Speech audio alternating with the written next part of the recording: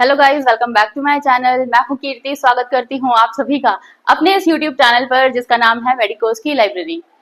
तो आज हमारा टॉपिक है HIV एड्स। ठीक है, तो एड्स की फुल फॉर्म क्या होती है? Acquired immuno deficiency syndrome. ये सब हम बचपन में ही कर चुके हैं कि एड्स की क्या फुल फॉर्म है, HIV की क्या फुल फॉर्म है। तो चलो थोड़ा सा एड्स के बारे में पढ़ लेते हैं। तो सबसे पहले मैंने आपको बता दिया acquired immuno deficiency syndrome, that is AIDS. ये कोई एक वायरस की वजह से होता है, रेट्रोवायरस की वजह से होता है। रेट्रोवायरस क्या होता है? रेट्रोवायरस होता है, अब देखो बेसिकली हम सब लिविंग ऑर्गेनिजम्स हैं। सभी लिविंग ऑर्गेनिजम्स में ज्यादातर क्या होता है, जो जेनेटिक मटेरियल होता है वो डीएनए होता है। ठीक है, पर जो हमारे वायरसेस होते हैं, ठीक है, रेट्रोवायरस होता है, उसके अंदर जो जेनेटिक मटेरियल होता है वो क्या होता है? वो आरएनए होता है। आरएनए क्या होता है? Ribonucleic acid. ठीक है, और डीएनए क्या होता है? Deoxyribonucleic acid. ठीक है, तो हमारा जो एचआईवी है वो क्या है? एक रेट्रोवायरस है। एड्स भी किसकी वजह से होता है? हमारा एचआईवी वायरस की वजह से, जिसकी फुल फॉर्म क्या है? बचपन से ही पढ़ते आ रहे हैं, ह्यूमन इम्यूनो डेफिशिएंसी वायरस। ठीक है, आई होप इतना आपको समझ में आ गया होगा। वैसे ये क्वेश्चन में आपका 1 मार्क्स में नहीं आने वाला है क्योंकि हम बचपन से ही पढ़ रहे हैं। उसके बाद ये जो रिड्यूस करता है हमारी बॉडी में, क्या रिड्यूस करेगा?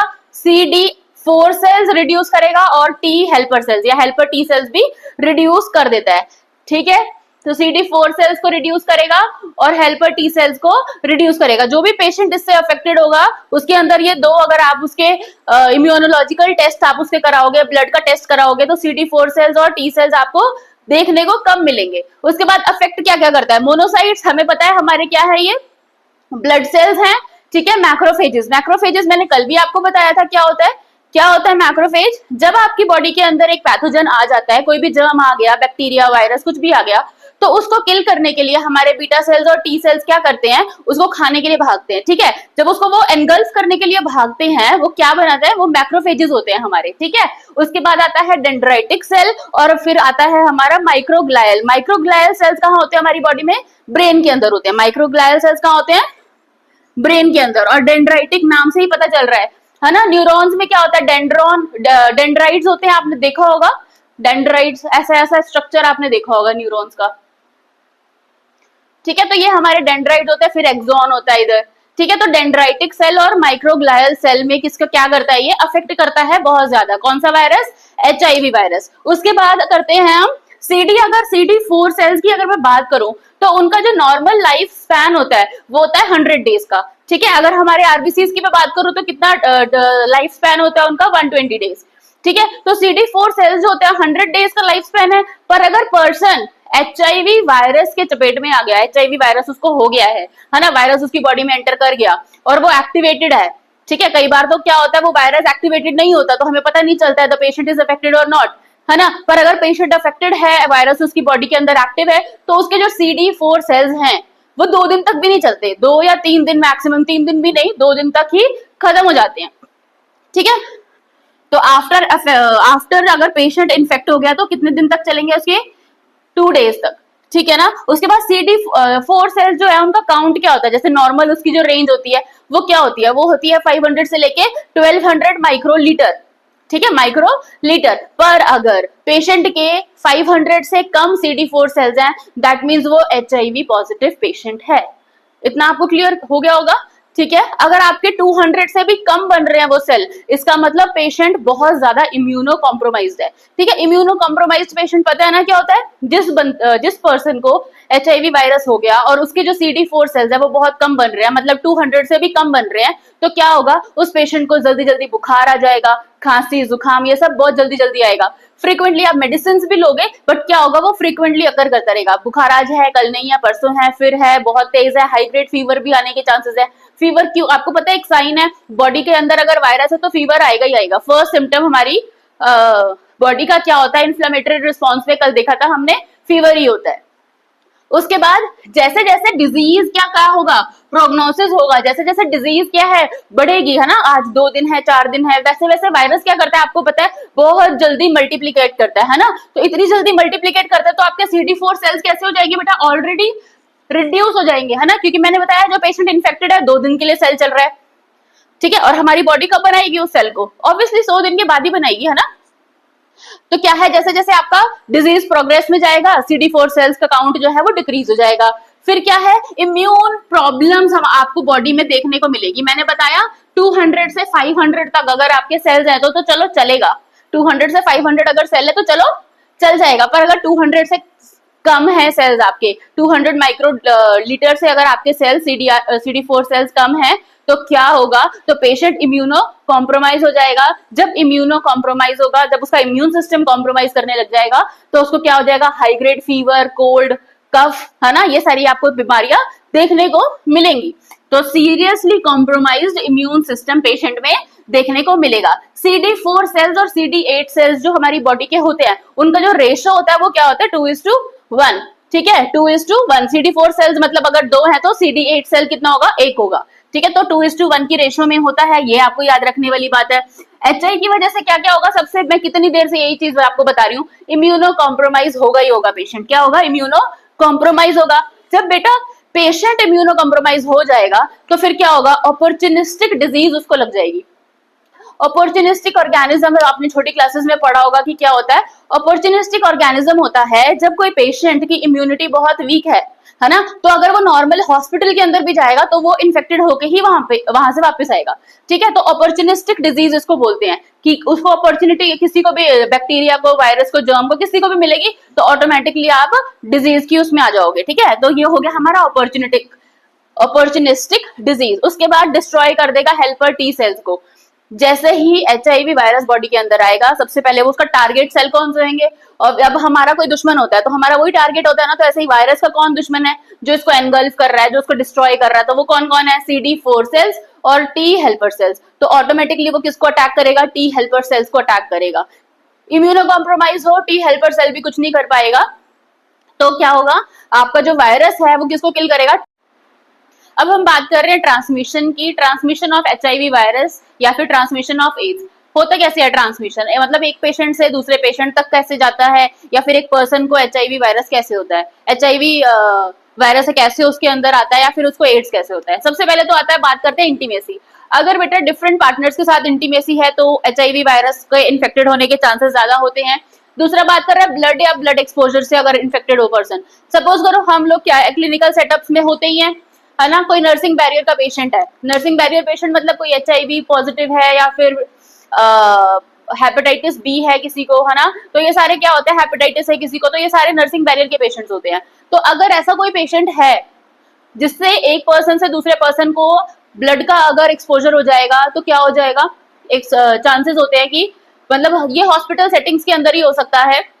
अगर हमारे पास कोई ऑलरेडी इन्फेक्टेड पेशेंट आए तो और हमारे कोई नीडल स्टिक इंजरी हो गया है वहां पर हॉस्पिटलाइज सेटअप में, तो क्या होगा, हम इन्फेक्टेड हो सकते हैं। ठीक है, उसके लिए हमें टेस्ट वगैरह कराने पड़ते हैं और थोड़ा सा हमारा रेट्रोवायरल थेरेपी चलती है, तो वो एक अलग मैटर है, उसको हम एक अलग वीडियो में देखेंगे।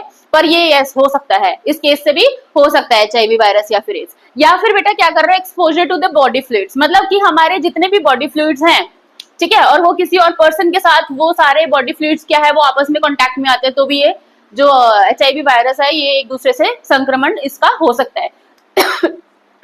नेक्स्ट आता है sharing of needles. Sharing of needles बेटा, जैसे कुछ लोग क्या करते हैं, ड्रग्स वगैरह ले लेते हैं, या फिर अगर एक पेशेंट की निडल दूसरे पेशेंट को चली जाए, है ना, मतलब एक ही निडल से आप क्या कर रहे हो, एक पेशेंट को क्या कर रहे हो, इंजेक्ट कर रहे हो, और उसी निडल से आप क्या कर रहे हो, दूसरे पेशेंट की मेडिकेशंस कर रहे हो, है ना, तो हो सकता है। या फिर आजकल ये बहुत जो गलत बातें चली हुई हैं, जैसे कि ड्रग्स वगैरह लेना, है ना, जो कि बहुत गलत है।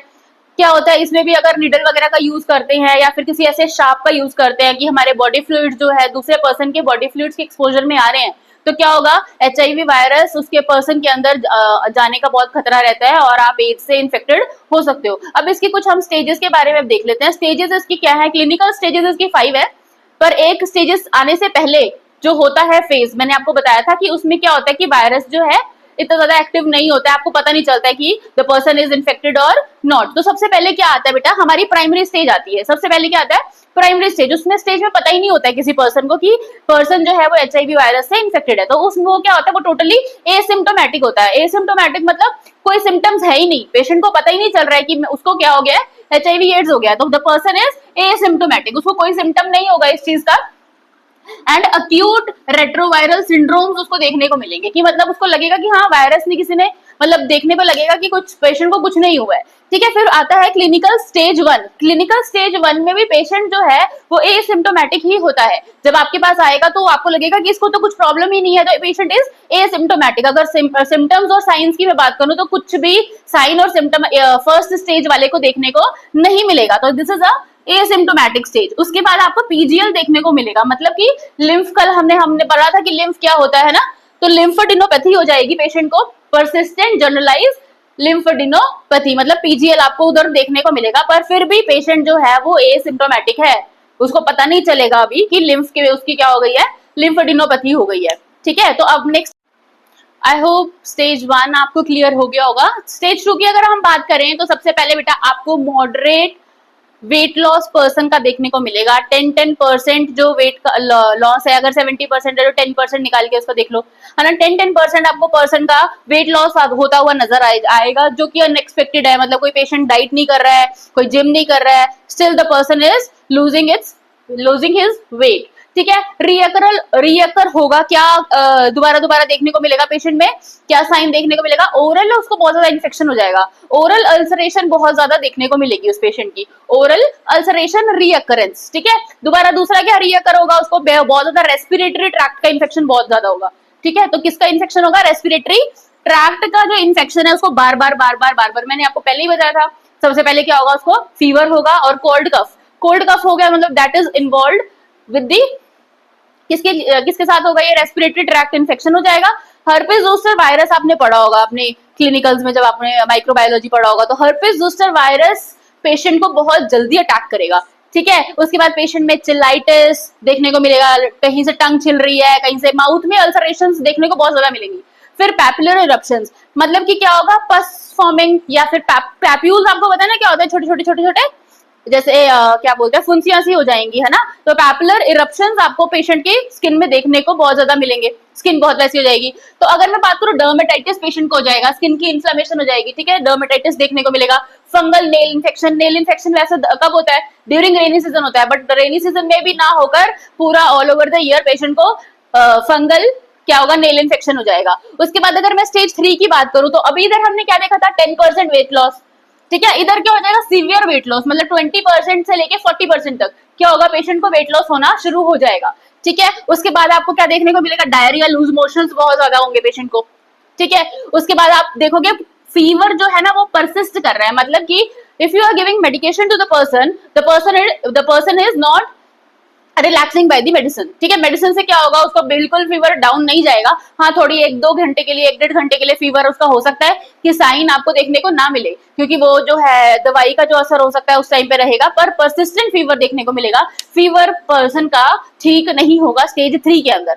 ठीक है, उसके बाद ओरल अल्सरेशन बहुत ज्यादा सीवियर हो जाएंगी। मैंने आपको बोला कहीं से क्या होगा, मुंह में छाले हैं, पैचेस होने शुरू हो जाएंगे। ठीक है, तो नेक्स्ट भी क्या है हमारा, ओरल हेयरी लुकोप्लैकिया, मतलब ओरल आपको ना पैचेस देखने को मिलेंगे फेस के अंदर, माउथ के अंदर पर्सन के। ठीक है, उसके बाद पेशेंट को सबसे ज्यादा होने का चांस रहता है टीबी। टीबी क्या है, रेस्पिरेटरी ट्रैक्ट इन्फेक्शन है। तो स्टेज 2 में मैंने बताया आपको कि रेस्पिरेटरी ट्रैक्ट इन्फेक्शन होने के बहुत ज्यादा चांसेस है। तो सब रेस्पिरेटरी ट्रैक्ट इन्फेक्शन में सबसे पहले क्या होगा, उसको टीबी ही होगा, है ना। और वो टीबी ऐसा होगा कि वो ठीक होने वाला नहीं होगा। उसके बाद वो जो टीबी है उसका जो स्पूटम है पर्सन का, उसको बहुत दूर तक कहीं पे डिस्कार्ड करना पड़ेगा, है ना, ऐसे नहीं कर सकते हैं उसको डिस्कार्ड।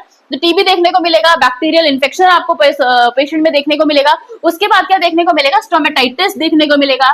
फिर क्या देखने को मिलेगा, जिंजिवाइटिस देखने को मिलेगा। उसके बाद क्या होगा, पेशेंट को अनीमिया हो जाएगा बहुत ज्यादा सीवियर वाला। क्यों, क्योंकि CD4 sales and CD8 sales जो है वो पेशेंट के ऑलरेडी क्या कर रहे हैं, डिक्रीज कर रहे हैं। एंड जो T सेल्स हैं वो ऑटोमेटिकली क्या हो रहा है, किल हो रहे हैं बाय दी वायरस। तो आई होप इतना आपको समझ में आ गया होगा। तो चलिए स्टेज 5 की तरफ चलते हैं। अब हमारा स्टेज 4, स्टेज 5 और इसका जो ट्रीटमेंट है, मेडिकेशंस है, वो रह गया है। तो इसके लिए पार्ट 2 जरूर देखिएगा। और ये वाला जो साइन और सिम्टम्स मैंने बताया था, किसमें एसिम्प्टोमेटिक होता है, किसमें सिम्प्टोमेटिक होता है, रेस्पिरेटरी ट्रैक्ट इन्फेक्शंस कब हो जाएंगे, 10% वेट लॉस कब होगा, 20% वेट लॉस कब होगा, ये सारा क्लिनिकल स्टेजेस यहीं के यहीं इसी वीडियो में याद कर लीजिएगा। और प्लीज मेरे चैनल को लाइक, शेयर एंड सब्सक्राइब कीजिएगा। अगर ये वीडियो आपको बहुत अच्छा लगा हो तो प्लीज क्या करना है, लाइक, शेयर एंड सब्सक्राइब पक्का करना है। और स्टेज वाला 4 और 5 वाला जो है वो पक्का देखना है वीडियो। ठीक है, thank you so much for watching.